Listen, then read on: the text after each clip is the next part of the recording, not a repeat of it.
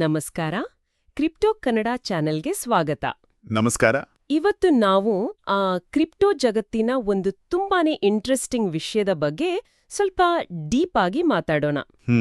Bitcoin ಇದೆಯಲ್ಲ, ಅದರ core technology, ಅದರಲ್ಲೂ ಮುಖ್ಯವಾಗಿ ಅದರ ಓಪನ್ ಸೋರ್ಸ್ ಕೋಡ್ ಬಗ್ಗೆ. ಅಂದ್ರೆ ಅದು ಹೇಗೆ ಕೆಲಸ ಮಾಡುತ್ತೆ, ಅದರ ಪರಿಣಾಮಗಳೇನು ಅಂತ. ಹೌದು, ಈ ಓಪನ್ ಸೋರ್ಸ್ ಅನ್ನೋದು ಆಕ್ಚುಲಿ ಬಿಟ್ಕಾಯಿನ್ನ ಒಂದು ಫಂಡಮೆಂಟಲ್ ಗುಣ.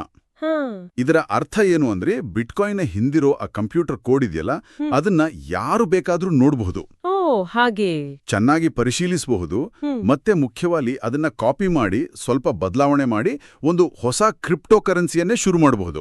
ಓಕೆ, ಅಂದ್ರೆ ಟೆಕ್ನಾಲಜಿ ಎಲ್ಲರಿಗೂ ಸಿಗುತ್ತೆ ಅನ್ನೋ ಹಾಗೆ. ಈ ರೀತಿ ಬಿಟ್ಕಾಯಿನ್ ಕೋಡ್ನಿಂದ ಸ್ವಲ್ಪ ಬೇರೆಯಾಗಿ ಹೊಸದಾಗಿ ಹುಟ್ಕೊಳ್ಳೋ ಕರೆನ್ಸಿಗಳನ್ನೇ ನಾವು ಬಿಟ್ಕಾಯಿನ್ ಫೋರ್ಕ್ ಅಂತ ಕರೆಯೋದು ಅಲ್ವಾ? ಕರೆಕ್ಟ್, ಅದನ್ನೇ ಫೋರ್ಕ್ ಅನ್ನೋದು. ಸೊ ಇವತ್ತು ನಮ್ಮ ಉದ್ದೇಶ ಏನು ಅಂದ್ರೆ, ಈ ಫೋರ್ಕ್ಗಳು ಅಂದ್ರೆ ಏನು, ಯಾಕೆ ಮಾಡ್ತಾರೆ ಜನ ಇದನ್ನ, ಮತ್ತೆ ಇಷ್ಟೆಲ್ಲ ಅವಕಾಶ ಇದ್ರೂ ಈ ಫೋರ್ಕ್ಗಳು ಯಾಕೆ ಮೂಲ ಬಿಟ್ಕಾಯಿನ್ನಷ್ಟು ಸಕ್ಸಸ್ ಆಗಲ್ಲ ಅನ್ನೋದನ್ನ ಸ್ವಲ್ಪ ಆಳವಾಗಿ ನೋಡೋಣ. ಖಚಿತವಾಗಿ. ಇದು ಕೇಳಕ್ಕೆ ಸಿಂಪಲ್ ಅನ್ಸ್ಬೋದು, ಆದ್ರೆ ಇದರ ಹಿಂದೆ ತುಂಬಾ ವಿಚಾರಗಳಿವೆ. ಯಾಕಂದ್ರೆ ಬಿಟ್ಕಾಯಿನ್ ಹಿಸ್ಟ್ರಿಯಲ್ಲಿ ಸಾವಿರಾರು ಫೋರ್ಕ್ಗಳು ಬಂದಿವೆ, ಈಗಲೂ ಬರ್ತಾನೇ ಇವೆ. ಹಾಗಾದ್ರೆ ಸ್ವಲ್ಪ ಕ್ಲಿಯರ್ ಆಗಿ ಅರ್ಥ ಮಾಡ್ಕೊಳ್ಳೋಕೆ ಈ ಫೋರ್ಕ್ ಪ್ರಾಸೆಸ್ ಹೇಗಿರುತ್ತೆ ಅಂತ ವಿವರಿಸೋಣ. ನೀವ್ ಹೇಳಿದ ಹಾಗೆ ಕೋಡ್ ಓಪನ್ ಸೋರ್ಸ್ ಅಂದ್ರೆ ಯಾರಾದ್ರೂ ತಗೊಳ್ಬೋದು. ಹೌದು, ಕಾಪಿ ಮಾಡ್ಕೊಳ್ಬೋದು. ಆಮೇಲೆ ಅದರಲ್ಲಿ ಸ್ವಲ್ಪ ಚೇಂಜಸ್ ಮಾಡ್ತಾರೆ, ಸಣ್ಣ ಪುಟ್ಟ ಬದಲಾವಣೆಗಳು, ಟ್ವೀಕ್ಸ್ ಅಂತಾರಲ್ಲ ಹಾಗೆ. ಉದಾಹರಣೆಗೆ, ಈಗ ಬಿಟ್ಕಾಯಿನ್ನಲ್ಲಿ ಒಂದು ಬ್ಲಾಕ್ ರೆಡಿ ಆಗೋಕೆ ಸುಮಾರು 10 ನಿಮಿಷ ಬೇಕು, ಅದನ್ನ 5 ನಿಮಿಷಕ್ಕೆ ಇಳಿಸೋದು. ಓಕೆ. ಅಥವಾ ಬಿಟ್ಕಾಯಿನ್ನ ಒಟ್ಟು ಸಪ್ಲೈ 21 ಮಿಲಿಯನ್ ಇದೆ, ಅದನ್ನ 100 ಮಿಲಿಯನ್ ಮಾಡೋದು. ಇಲ್ಲಾಂದ್ರೆ ಟ್ರಾನ್ಸಾಕ್ಷನ್ ವೆರಿಫೈ ಮಾಡೋ ವಿಧಾನ ಇದೆಯಲ್ಲ, ಕನ್ಸೆನ್ಸಸ್ ಮೆಕ್ಯಾನಿಸಮ್, ಅದರಲ್ಲಿ ಸ್ವಲ್ಪ ಚೇಂಜ್ ಮಾಡೋದು. ಈ ತರ. ಸರಿ ಸರಿ. ಈ ಬದಲಾವಣೆಗಳಿಂದ ಬಿಟ್ಕಾಯಿನ್ ಚೈನ್ನಿಂದ ಒಂದು ಪಾಯಿಂಟಲ್ಲಿ ಅದು ಕವಲೊಡೆಯತ್ತೆ. ಒಂದು ಹೊಸ ಇಂಡಿಪೆಂಡೆಂಟ್ ಬ್ಲಾಕ್ ಚೈನ್, ಅದರದ್ದೇ ಕರೆನ್ಸಿ ಶುರುವಾಗುತ್ತೆ. ಅದೇ ಫೋರ್ಕ್.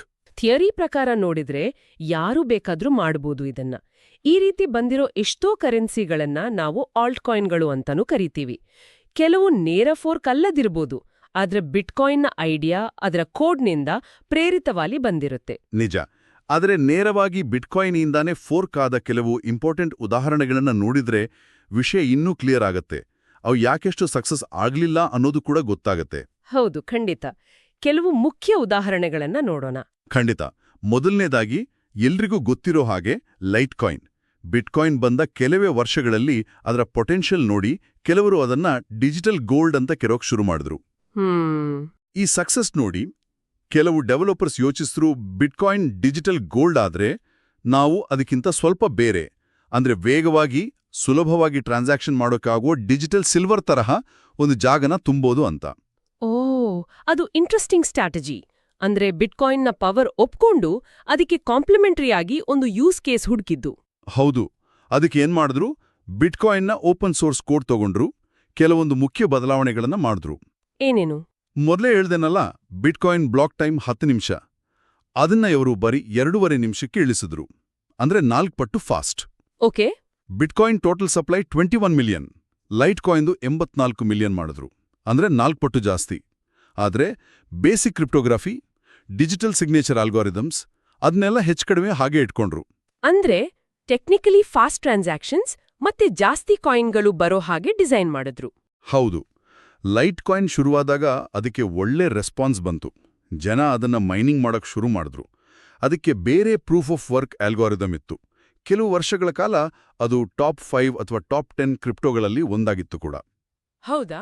ಹೌದು. ಆದ್ರೆ ಇವತ್ತಿನ ಪರಿಸ್ಥಿತಿ ನೋಡಿ, ಲೈಟ್ ಕಾಯಿನ್ ಟಾಪ್ 20 ಲಿಸ್ಟ್ನಲ್ಲೂ ಇಲ್ಲ ಈಗ. ಅದರ ಮಾರ್ಕೆಟ್ ಶೇರ್, ಅದರ ರೆಲೆವೆನ್ಸ್ ಎಲ್ಲ ತುಂಬಾನೇ ಕಮ್ಮಿಯಾಗಿದೆ. ಅಂದ್ರೆ ಸ್ಟಾರ್ಟಿಂಗ್ ಅಲ್ಲಿ ಭರವಸೆ ಇತ್ತು, ಆದ್ರೆ ಲಾಂಗ್ ರನ್ನಲ್ಲಿ ಮೂಲ ಬಿಟ್ಕಾಯಿನ್ ಹತ್ರ ಕೂಡ ಬರಕ್ಕಾಗ್ಲಿಲ್ಲ. ಇನ್ನೊಂದು ಉದಾಹರಣೆ? ಖಂಡಿತ. ಮಲ್ಟಿ ಚೈನ್ ಅಂತ ಇನ್ನೊಂದು ಪ್ರಾಜೆಕ್ಟ್. ಇದರ ಉದ್ದೇಶ ಸ್ವಲ್ಪ ಬೇರೆ ಇತ್ತು.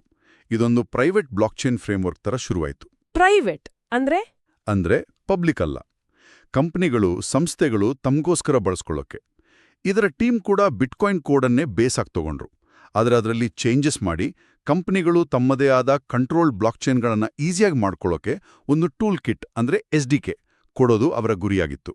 ಓ ಓಕೆ. ಅಂದ್ರೆ ಬಿಟ್ಕಾಯಿನ್ ಟೆಕ್ನಾಲಜಿನ ಪಬ್ಲಿಕ್ ಬದಲು ಪ್ರೈವೇಟ್ ಯೂಸ್ಗೆ ಅಡಾಪ್ಟ್ ಮಾಡೋ ಪ್ರಯತ್ನ. ಸರಿ. ಆದರೆ ಈ ಮಲ್ಟಿಚೈನ್ ಫ್ರೇಮ್ವರ್ಕ್ ಕೂಡ ಅಷ್ಟೇನೂ ಯಶಸ್ವಿ ಆಗ್ಲಿಲ್ಲ. ಈಗ ಬಹಳ ಕಡಿಮೆ ಜನ ಅದನ್ನ ಬಳಸ್ತಾರೆ.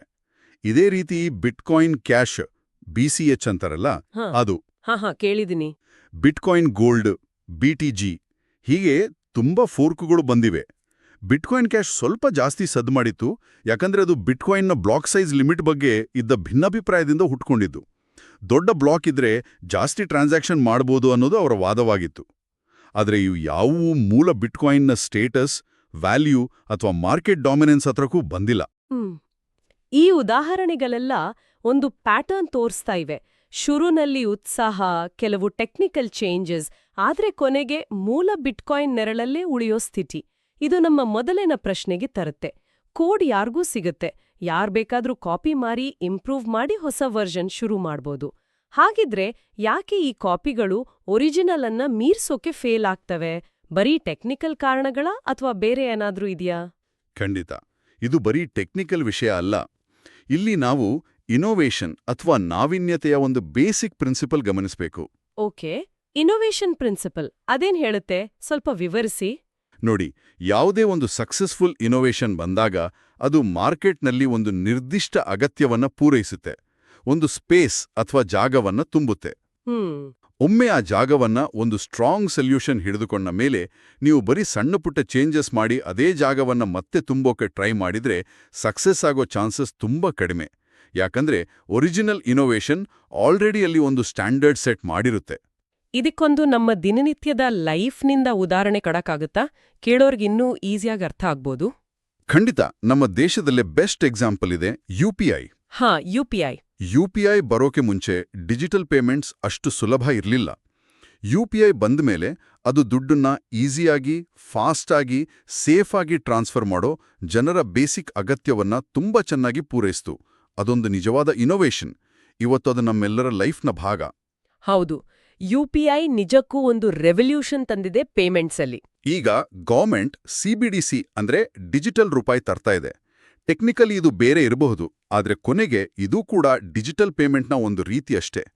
ಈಗ UPI already easy digital payment ಅನ್ನೋ ಜಾಗವನ್ನ ಎಷ್ಟು ಸ್ಟ್ರಾಂಗ್ ಆಗಿ ಹಿಡ್ಕೊಂಡಿದೆ ಅಂದ್ರೆ CBDC ಅದೇ ಲೆವೆಲ್ನ ಪಾಪ್ಯುಲಾರಿಟಿ, ಅದೇ ಲೆವೆಲ್ನ ಯೂಸೇಜ್ ಪಡೆಯೋದು ಸ್ವಲ್ಪ ಕಷ್ಟ ಆಗಬಹುದು. ಯಾಕಂದ್ರೆ ಬೇಸಿಕ್ ನೀಡನ್ನ UPI ಆಲ್ರೆಡಿ ಚೆನ್ನಾಗಿ ಫುಲ್ಫಿಲ್ ಮಾಡ್ತಿದೆ, ಜನ ಅದಕ್ಕೆ ಅಡ್ಜಸ್ಟ್ ಆಗಿದ್ದಾರೆ. ಅರ್ಥವಾಯ್ತು. ಅಂದ್ರೆ UPI ಒಂದು ಸ್ಪೇಸ್ ಆಕ್ಯುಪೈ ಮಾಡಿದೆ. CBDC ಬರ್ಬೇಕಾದ್ರೆ ಅದು UPIಗಿಂತ ಸಿಗ್ನಿಫಿಕೆಂಟ್ ಆಗಿ ಬೆಟರ್ ಇರಬೇಕು ಅಥವಾ ಏನಾದ್ರೂ ಹೊಸ ಅಗತ್ಯ ಪೂರೈಸಬೇಕು. ಎಕ್ಸಾಕ್ಟ್ಲಿ. ಇದೇ ಲಾಜಿಕ್ ಅನ್ನ ನಾವು ಬಿಟ್ಕಾಯಿನ್ಗೆ ಅಪ್ಲೈ ಮಾಡಬಹುದು.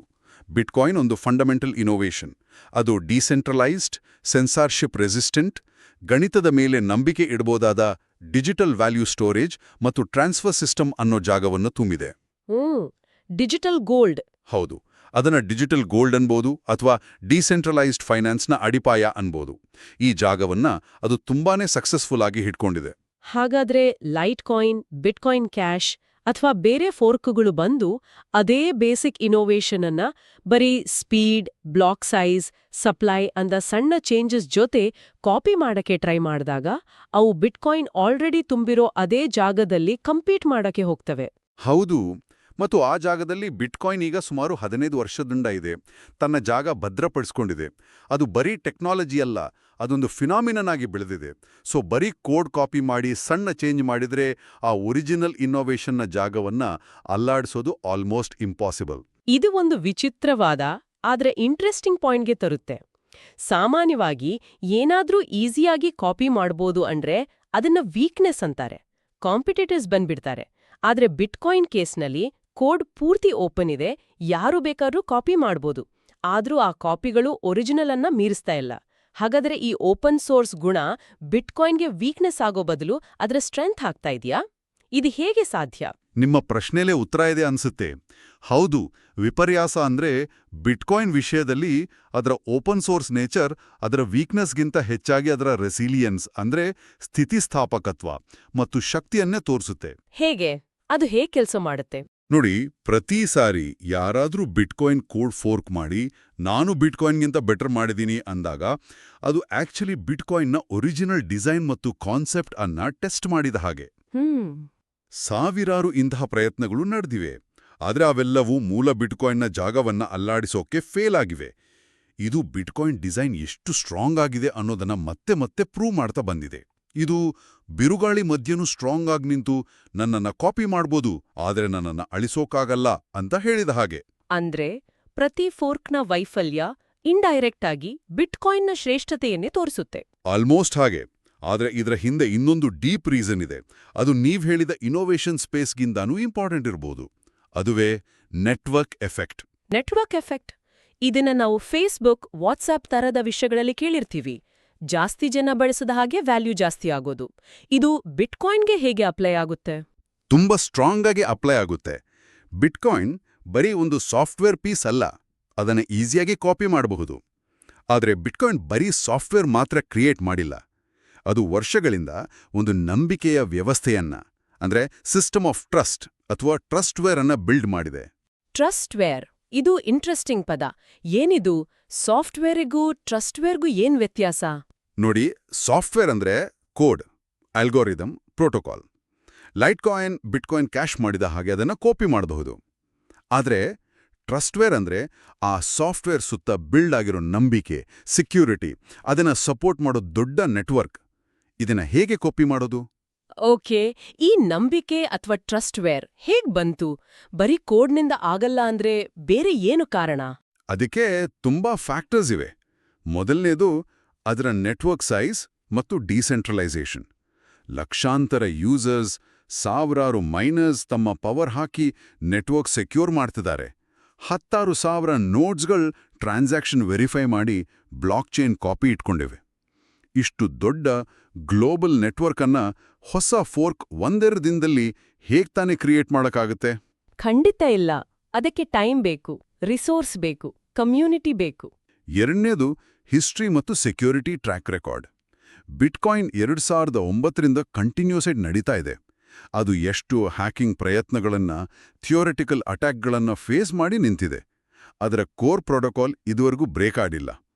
ಈ ಲಾಂಗ್ ಟರ್ಮ್ ರೆಸಿಲಿಯನ್ಸ್ ಇದೆಯಲ್ಲ, ಅದು ಜನರಲ್ಲಿ ನಂಬಿಕೆ ಹುಟ್ಟಿಸ್ತದೆ.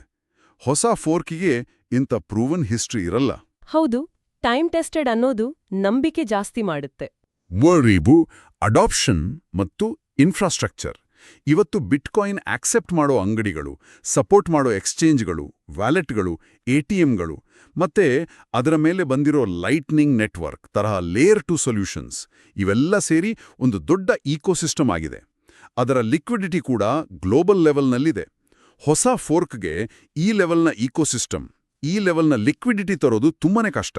ಹಾಗಾದ್ರೆ ನೀವೇರೋ ಪ್ರಕಾರ ಬಿಟ್ಕಾಯಿನ್ನ ನಿಜವಾದ ಸ್ಟ್ರೆಂತ್ ಇರೋದು ಬರೀ ಕೋಡ್ನಲ್ಲ, ಬದಲಾಗಿ ಎಲ್ಲಾ ಫ್ಯಾಕ್ಟರ್ಸ್ ಸೇರಿ ಕ್ರಿಯೇಟ್ ಮಾಡಿರೋ ನೆಟ್ವರ್ಕ್ ಎಫೆಕ್ಟ್ ಮತ್ತು ಟ್ರಸ್ಟ್ವೇರ್ನಲ್ಲಿ. ಕೋಡ್ ಕಾಪಿ ಮಾಡಬಹುದು, ಆದ್ರೆ ಈ established trust, community, infrastructure, history ಇದನ್ನೆಲ್ಲ ಕಾಪಿ ಮಾಡೋಕೆ ಆಗಲ್ಲ.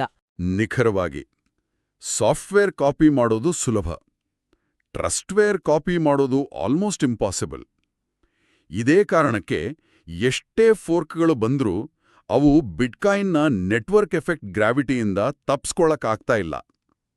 ಅವು ಟೆಕ್ನಿಕಲಿ ಸ್ವಲ್ಪ ಬೇರೆ ಇರಬಹುದು, ಆದ್ರೆ ನಂಬಿಕೆಯ ಆಳ, ನೆಟ್ವರ್ಕ್ನ ವಿಸ್ತಾರದಲ್ಲಿ ಬಿಟ್ಕಾಯಿನ್ ಹತ್ರಕ್ಕೂ ಬರಲೂ ಸಾಧ್ಯವಾಗ್ತಾ ಇಲ್ಲ.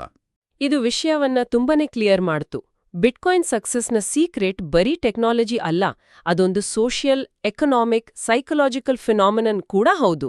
ಹಾಗಾದ್ರೆ ಇವತ್ತಿನ ನಮ್ಮ ಈ ಡಿಸ್ಕಷನ್ನ ಮುಖ್ಯ ಪಾಯಿಂಟ್ಸ್ ಅನ್ನ ಒಮ್ಮೆ ಸಾರಾಂಶ ಮಾಡೋಣವಾ? ಖಂಡಿತ. ಮೊದಲನೇದಾಗಿ, bitcoin code open source, so ಯಾರು ಬೇಕಾದ್ರೂ ಕಾಪಿ ಮಾಡಿ, ಚೇಂಜ್ ಮಾಡಿ, ಲೈಟ್ ಕಾಯಿನ್, ಬಿಟ್ಕಾಯಿನ್ ಕ್ಯಾಶ್ ತರ ಫೋರ್ಕ್ ಮಾಡಬಹುದು. ಟೆಕ್ನಿಕಲಿ ಇದು ಪಾಸಿಬಲ್. ಹೌದು. ಎರಡನೇದಾಗಿ, ಬರೀ ಕೋಡ್ ಕಾಪಿ ಮಾಡಿ ಸಣ್ಣ ಟೆಕ್ನಿಕಲ್ ಚೇಂಜ್ ಮಾಡಿದ್ರೆ ಸಾಲ್ದು, ಯಾಕಂದ್ರೆ ಬಿಟ್ಕಾಯಿನ್ನಂಥ ಒರಿಜಿನಲ್ ಇನೋವೇಷನ್ ಆಲ್ರೆಡಿ ಒಂದು ಮುಖ್ಯ ಸ್ಪೇಸ್ ತುಂಬಿದೆ. ಆ ಸ್ಪೇಸ್ನಲ್ಲಿ ಕಾಪಿಗಳು ಕಾಂಪಿಟ್ ಮಾಡೋದು ಕಷ್ಟ. ಸರಿ. ಮತ್ತು ಮೂರನೆಯ, ಬಹುಶಃ ಅತಿ ಮುಖ್ಯವಾದ ಪಾಯಿಂಟ್ ಅಂದ್ರೆ, ಬಿಟ್ಕಾಯಿನ್ ಬರೀ ಸಾಫ್ಟ್ವೇರ್ ಅಲ್ಲ, ಅದೊಂದು ಟ್ರಸ್ಟ್ವೇರ್. ಈ ನಂಬಿಕೆ, ಅದರ ದೊಡ್ಡ ಡಿಸೆಂಟ್ರಲೈಸ್ಡ್ ನೆಟ್ವರ್ಕ್ ಎಫೆಕ್ಟ್, ವರ್ಷಗಳ ರೆಸಿಲಿಯನ್ಸ್, ಪ್ರೂವೆನ್ ಸೆಕ್ಯೂರಿಟಿ ಮತ್ತು ದೊಡ್ಡ ಈಕೋಸಿಸ್ಟಮ್ನಿಂದ ಬಂದಿದೆ. ಈ ಟ್ರಸ್ಟ್ವೇರ್ ಅನ್ನ ಕಾಪಿ ಮಾಡೋದು ಆಲ್ಮೋಸ್ಟ್ ಇಂಪಾಸಿಬಲ್. Perfect summary.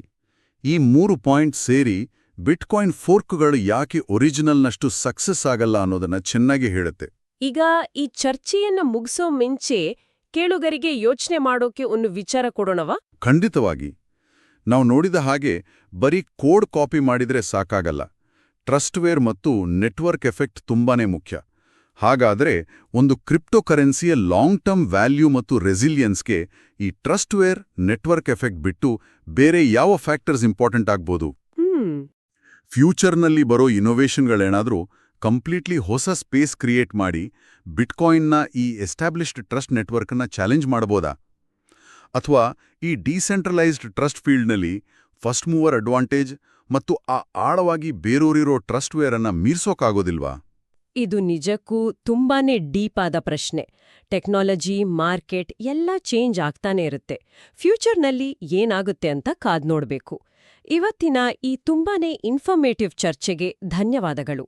ನಿಮಗೂ ಧನ್ಯವಾದಗಳು.